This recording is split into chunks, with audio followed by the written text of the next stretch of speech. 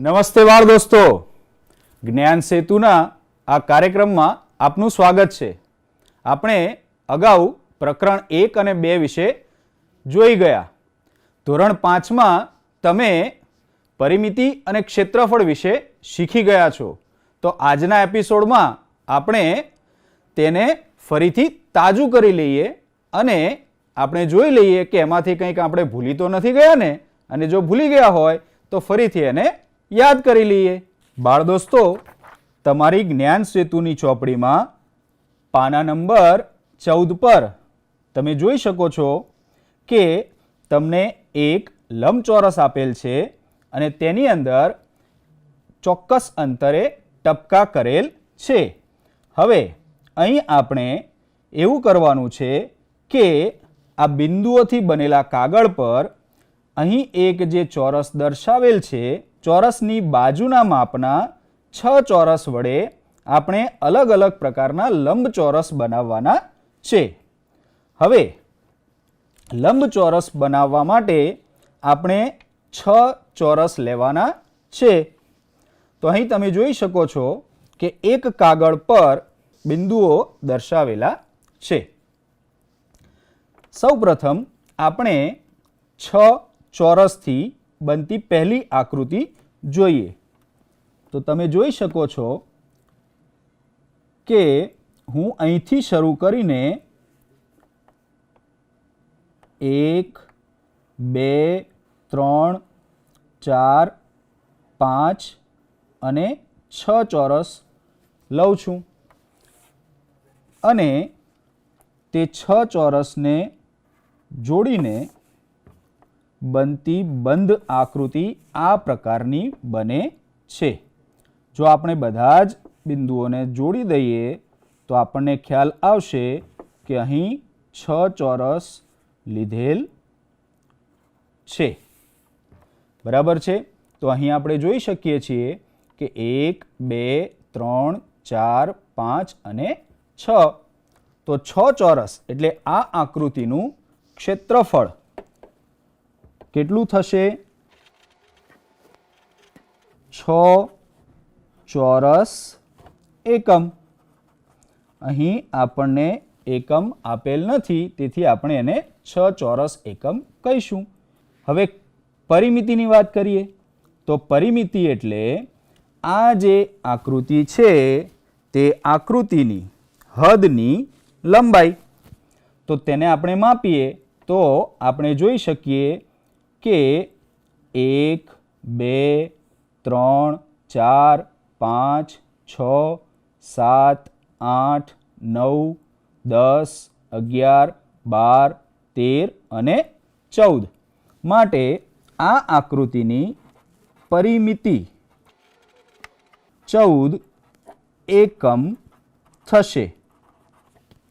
હવે તમે કદાચ ભૂલી ગયા હોય કે ક્ષેત્રફળ અને પરિમિતિ એટલે શું, તો આપણે યાદ કરી લઈએ।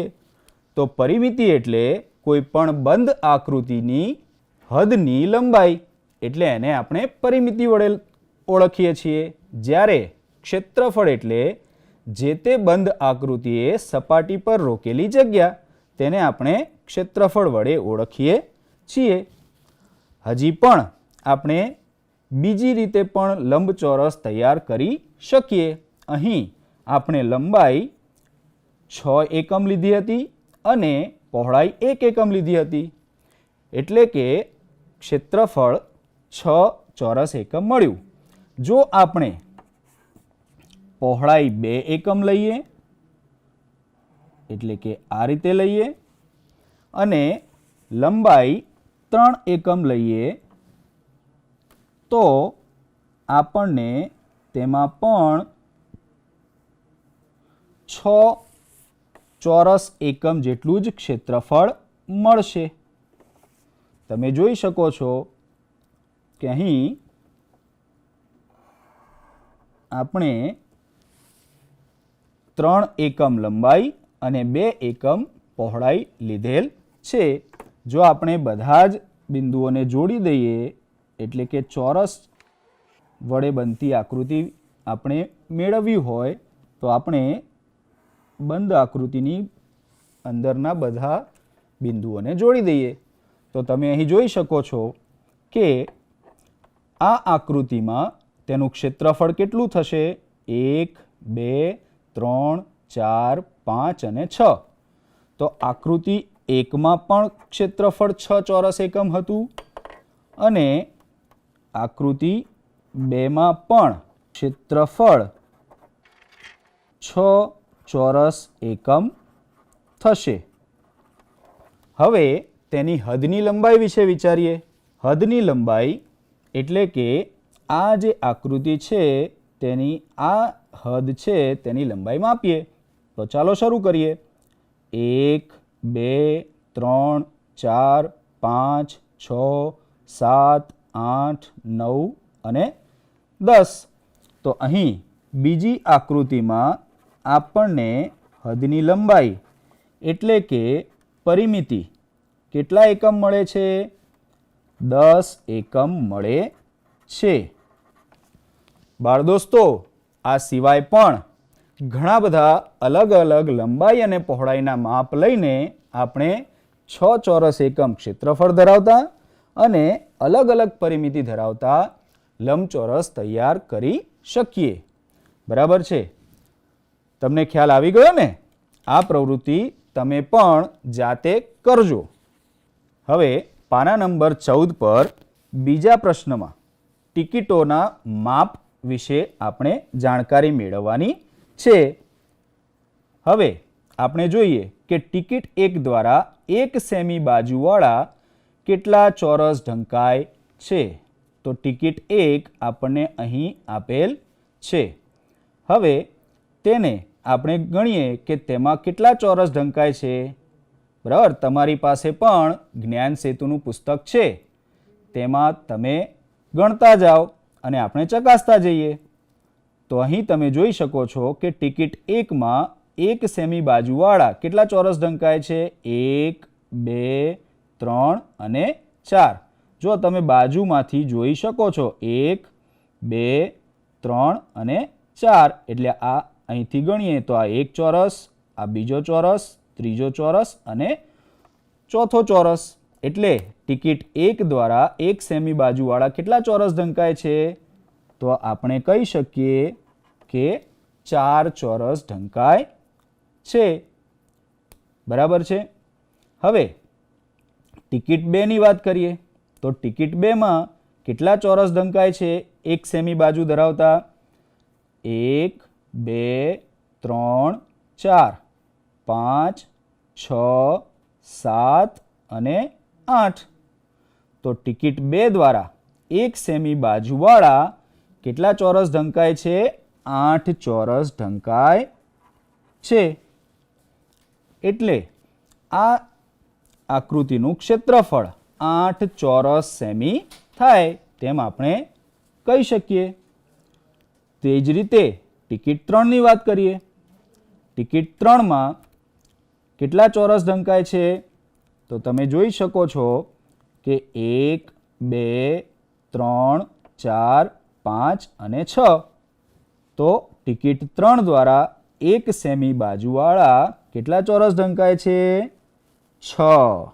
તો ટિકિટ 3નું ક્ષેત્રફળ કેટલું થશે? 6 ચોરસ સેમી. આ જ રીતે તમે બધી જ ટિકિટોનું ક્ષેત્રફળ શોધી શકો અને તમને આપેલા પ્રશ્નોના જવાબ મેળવી શકો. અને ત્યારબાદ તમને ખ્યાલ આવશે કે કઈ ટિકિટનું ક્ષેત્રફળ સૌથી ઓછું છે અને કઈ ટિકિટનું ક્ષેત્રફળ સૌથી વધારે છે. હવે પાના નંબર 15 પરની પ્રવૃત્તિ પર જઈએ. અહીં પણ આપણે અલગ અલગ આકૃતિઓ, અલગ અલગ આકારોના ક્ષેત્રફળ શોધવાના છે અને આપણને દરેક ચોરસનું માપ 1 સેન્ટીમીટર ગુણ્યા 1 સેન્ટીમીટર એટલે કે દરેક ચોરસનું ક્ષેત્રફળ 1 ચોરસ સેમી છે તેમ આપેલ છે. તો અહીં પણ આપણે અહીં હાઇલાઇટ કરેલ છે તે બે આકારોના ક્ષેત્રફળ શોધીએ. હવે તો તમને આવડી જ ગયું હશે, બરાબર ને? તો ચાલો આપણે આકૃતિ 6ના આકારનું ક્ષેત્રફળ શોધીએ. તો અહીંથી શરૂઆત કરીએ તો 1 2 3 4 5 6 7 8 9 10 11 12 અને 13. તો આકૃતિ 6 આવા 13 ચોરસથી બનેલ છે. એટલે આકૃતિ 6નું ક્ષેત્રફળ કેટલા ચોરસ સેમી થશે? તો આપણે કહી શકીએ કે આકૃતિ 6નું ક્ષેત્રફળ 13 ચોરસ સેમી થાય. હવે ચલો ઝડપથી તમે ગણી શકો કે આકૃતિ 8નું ક્ષેત્રફળ કેટલું થશે? કેટલું થશે? 1 2 3 અને 4. 4 ચોરસ સેમી. તમે બરાબર ગણ્યું છે. આ પણ આપણે જે અગાઉ ટિકિટવાળો પ્રશ્ન કર્યો હતો તેના જેવો જ છે. તેમાં પણ આવી અલગ અલગ આકૃતિઓ આપણે લીધી હતી. આમાં પણ આ આકૃતિઓના ક્ષેત્રફળ શોધી તેમાંથી આપણે નક્કી કરવાનું છે કે કઈ આકૃતિનું ક્ષેત્રફળ સૌથી વધુ છે અને કઈ આકૃતિનું ક્ષેત્રફળ સૌથી ઓછું છે. અને ત્યારબાદ છેલ્લા પ્રશ્નમાં તમે જોઈ શકો છો કે સૌથી મોટી આકૃતિ અને સૌથી નાની આકૃતિના ક્ષેત્રફળોનો સરવાળો પણ તમારે અહીંયા લખવાનો છે. પાના નંબર 17 પર તમને એક લંબચોરસ સ્ટીકર આપેલ છે. અહીં સરળતા ખાતર મેં તેને રંગ કરેલ છે. આ સ્ટીકરને આપેલા ટેબલ, અહીં તમે જોઈ શકો છો કે ટેબલનો ઉપરનો ભાગ આ રીતે દેખાય છે. તેના પર આપણે આ સ્ટીકર લગાડવા હોય તો કેટલા સ્ટીકરની જરૂર પડશે તે આપણે શોધવાનું છે. તો સૌપ્રથમ આપણે જોઈએ તો અહીં કેટલા ખાના છે તે આપણે શોધી લઈએ. તો 1 2 3 4 5 6 અને એની પહોળાઈ એટલે કે 1 2 3 4 6 ગુણ્યા 4 એટલે 24 ખાના ટેબલ પર આપણને જોવા મળે છે. અને હવે સ્ટીકર પર કેટલા ખાના જોવા મળે છે તમને? તો સ્ટીકર પર આપણે જોઈ શકીએ છીએ કે 1 2 3 4 5 અને 6. તો દરેક સ્ટીકર 6 ખાના રોકે છે. તો આ ટેબલ પર આપણે સ્ટીકર લગાડવા માટે કેટલા સ્ટીકરની જરૂર પડશે? તો આપણે કહી શકીએ કે 24 ભાગ્યા 6 બરાબર કેટલા સ્ટીકર જોઈશે બાળ દોસ્તો? 4 સ્ટીકરની જરૂર પડશે. તો અહીં જોઈએ આપણે આ ટેબલ પર આપણે 4 સ્ટીકર ગોઠવીને આપણો જવાબ ચકાસી લઈએ. તો આ 1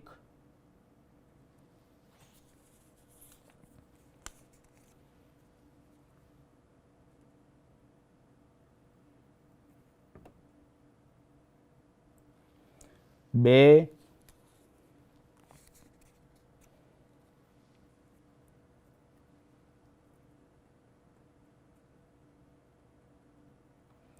3 અને આ 4 સ્ટીકર ચોંટાડવાથી આપણી આકૃતિ પૂર્ણ એટલે કે ટેબલ પર આપણે 4 સ્ટીકરની જરૂર પડશે. તો તમે લખી નાખો કે આ ટેબલ પર કેટલા સ્ટીકરની જરૂર પડશે? 4 સ્ટીકરની જરૂર પડશે. બરાબર છે બાળ દોસ્તો. હવે પાના નંબર 19 પર તમને એક આકૃતિ આપેલ છે. તમે જોયું કે પરિમિતિ એટલે બંધ આકૃતિની બધી જ બાજુના માપનો સરવાળો. તો આપણે આ આકૃતિની પરિમિતિ શોધવાનો પ્રયત્ન કરીએ. હવે આપણે સરળતા ખાતર આ આકૃતિને નામ આપી દઈએ. તો આપણે અહીંથી શરૂ કરીએ તો તેને બિંદુઓને નામ આપતા જઈએ. એ, બી, સી, ડી, ઈ અને એફ. હવે તમે અહીં જોઈ શકો છો કે આ 1 સેમી લંબાઈ ધરાવતી બાજુ છે, તો આપણે અહીં પણ એક નામ આપી દઈએ જેથી આપણને સરળતા રહે. તો આ આકૃતિમાં આપણે પરિમિતિ શોધવાનો પ્રયત્ન કરીએ. હવે આપણને ખ્યાલ છે કે પરિમિતિ એટલે બધી જ બાજુના માપનો સરવાળો. તો આ આકૃતિની પરિમિતિ એટલે આપણે શું કરી શકીએ? તો પહેલાં આપણી પાસે બધી જ બાજુઓના માપ હોવા જોઈએ. તો તમે જોઈ શકો છો કે અહીં આ પહોળાઈ 1 સેમી છે, આ લંબાઈ 3 સેમી છે, તો તેની સામેની બાજુની લંબાઈ પણ 3 સેમી થશે. તે જ રીતે અહીં જે પંચકોણ આપેલ છે તેમાં પણ આ બાજુની લંબાઈ 1 સેમી આપી છે અને આપણે જોઈ શકીએ છીએ કે આ લંબચોરસ બને છે. તેથી આ 1 સેમી હોય તો અહીં પણ 1 સેમી માપ મળે. તે જ રીતે આ બાજુનું માપ પણ 1 સેમી થશે અને આ બાજુ AFનું માપ પણ 1 સેમી થશે. હવે આપણી પાસે આ આકૃતિની દરેક બાજુનું માપ છે. હવે આ બાજુઓના માપનો સરવાળો કરીએ. તો આપણે અહીંથી શરૂ કરીએ. તો તેને આપણે લખી શકીએ કે 1 સેમી વત્તા 1 સેમી વત્તા 1 સેમી વત્તા 3 સેમી વત્તા 1 સેમી વત્તા 3 સેમી વત્તા 1 સેમી. બરાબર છે બાળ દોસ્તો? આપણે અહીંથી શરૂ કરીને આ તમામ હદની લંબાઈનો સરવાળો કરીશું. હવે તમને પ્રશ્ન થશે કે આ હદને આપણે કેમ નથી ગણતા? કારણ કે પરિમિતિ માત્ર બહાર જે હદ છે તેની લંબાઈમાં જ ગણવામાં આવે છે. એટલે આ લંબાઈને આપણે ધ્યાનમાં લેતા નથી. હવે આનો સરવાળો કરીએ તો તમે જોઈ શકો છો 1, 2, 3, 3 વત્તા 3 6 વત્તા 1 7 ને 3 10 અને 1 11. તો આ આકૃતિની પરિમિતિ કેટલી થશે? 11 સેમી થશે. બરાબર છે બાળ દોસ્તો? આ ઉપરાંત પણ તમારા પુસ્તકમાં ઘણી બધી આકૃતિઓ આપેલ છે. તેને તમે આ જ રીતે પરિમિતિ શોધી શકો છો. હવે પાના નંબર 19 પર જ બીજી આકૃતિ જોઈએ. અહીં આ આકૃતિમાં આપણે પરિમિતિ શોધવાની નથી, પરંતુ આપણને પરિમિતિ આપેલ છે અને ત્યારબાદ આપણે પરિમિતિ પરથી આ જે બાજુ છે તેનું માપ શોધવાનું છે. તો આપણે આ બાજુનું માપ શોધીએ. હવે તમને ખ્યાલ છે પરિમિતિ એટલે બધી જ બાજુના માપનો સરવાળો થશે અને તેના પરથી આપણે આ જે બાજુ છે તેનું માપ શોધીશું. અહીં પણ આપણે આકૃતિને નામ આપી શકીએ અને તેને સરળ બનાવી શકીએ ગણતરીને. A, B, C, D, E અને F. તો અહીં આપણે જોઈ શકીએ છીએ કે આકૃતિ ABCDEF ની પરિમિતિ 26 સેમી આપેલ છે. હવે આપણે લખતા જઈએ અને શોધીએ. પરિમિતિ બરાબર આપણે બધી જ બાજુનો સરવાળો લખીશું. બાજુઓને આપણે આ રીતે પણ લખી શકીએ. AB વત્તા BC વત્તા CD વત્તા DE વત્તા EF અને છેલ્લી બાજુ AF. હવે દરેક બાજુનું માપ લખતા જઈએ. અહીં પરિમિતિનું માપ પણ આપણને આપેલ છે, તે આપણે અહીં મૂકી દઈએ. તો તે આપણને આપ્યું છે 26. બાજુ AB નું માપ છે 5 સેમી, બાજુ BC નું માપ છે 5 સેમી, CD નું માપ છે 2 સેમી, DE નું માપ છે 2 સેમી, EF નું માપ છે 4 સેમી અને AF નું માપ આપણે શોધવાનું છે. હવે સાદુરૂપ આપતા જઈએ.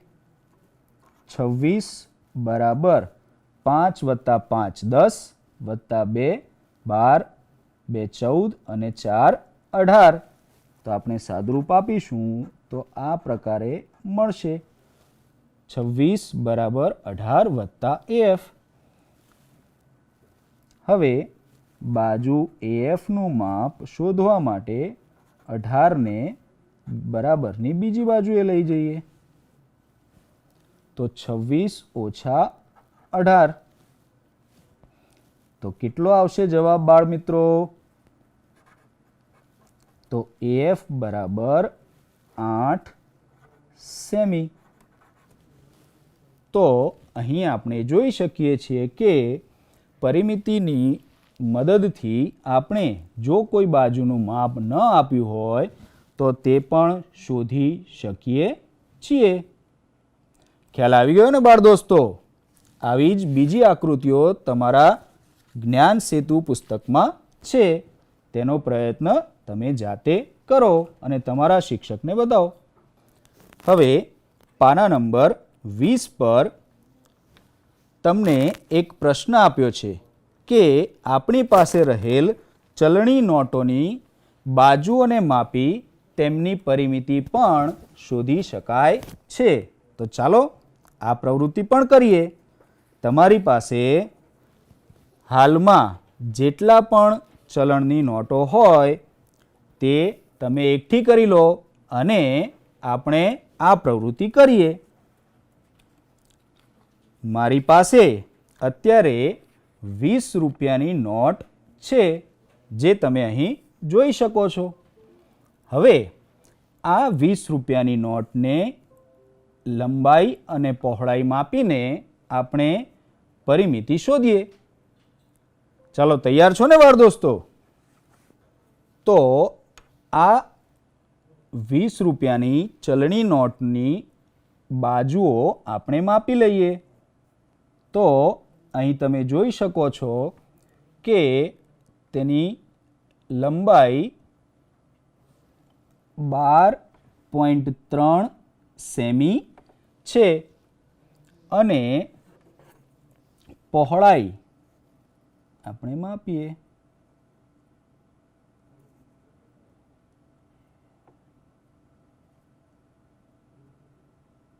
પહોળાઈ 6.3 સેમી છે. માટે આપણે કહી શકીએ કે તેની બાજુઓની લંબાઈ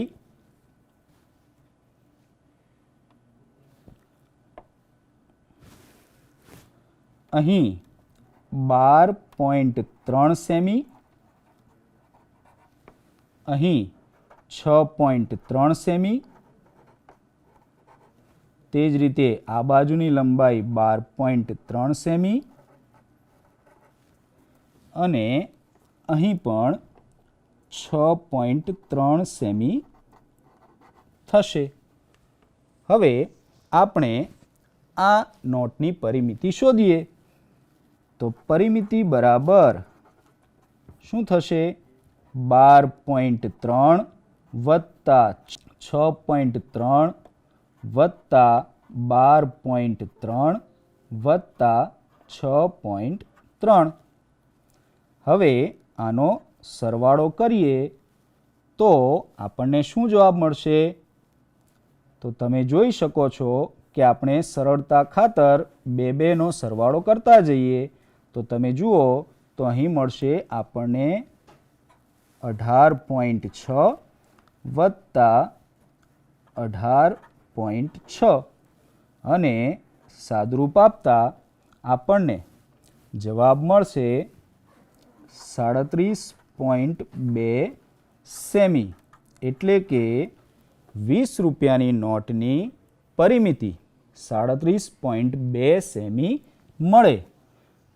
જો તમે તેને મિલીમીટરમાં દર્શાવો તો દરેક બાજુનું માપ અહીં 123 મિલીમીટર થશે, અહીં 63 મિલીમીટર થશે, અહીં 123 મિલીમીટર થશે અને આ બાજુ પણ 63 મિલીમીટર થશે અને પરિમિતિ 372 મિલીમીટર મળશે.